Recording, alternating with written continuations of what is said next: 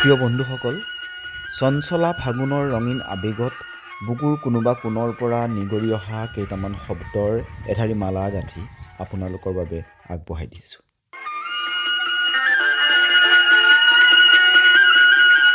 ফাগুন। ফাগুনক লৈ কবিতা এটা নিলিখিলে নহয়, কাৰণ ফাগুনেই দেখুৱালে মোক পৃথিৱীৰ ৰং, আৰু সেই ৰঙেৰেই বিষাদৰ ক'লাবোৰ ঢাকি ঢাকি হাঁহি আছোঁ মই। ফাগুনে বিলা বজানে, ফাগুনে শলা বজানে, তৰাং হৃদয়তো খেপিয়াব জানে মুঠি মুঠি ৰং।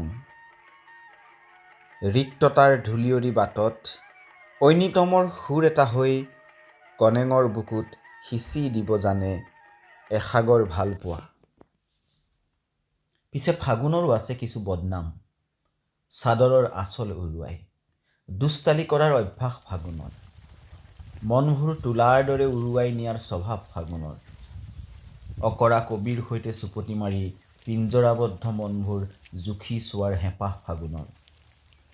কিন্তু ফাগুন মানেইতো সপোনৰ এটি সুৰ, নৃত্যৰতা পচোৱাৰ ৰুণজুণ নুপুৰ, সৰাপাতৰ গুণগুণ গান আৰু সৃষ্টিৰ কামনা মধুৰ।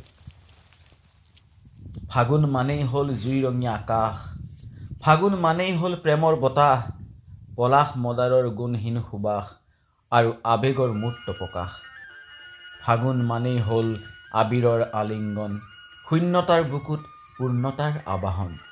সকলো হেৰুৱাইও হাঁহিব জানে বাবেই লঠঙা ডালতো ফুলি উঠে ফাগুন, আৰু সেয়ে ফাগুন মোৰ অতিকে আপোন।